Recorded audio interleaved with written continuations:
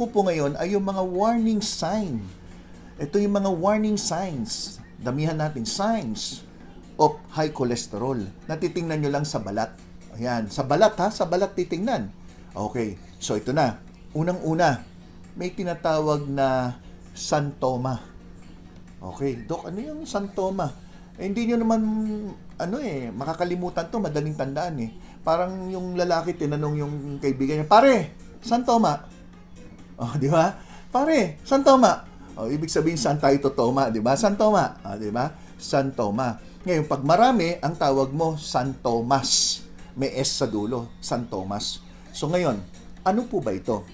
Yung santoma, o kaya San Tomas, kung marami, ay makikita nyo po yan na parang mga butlig dun sa kadalasan sa mga joints.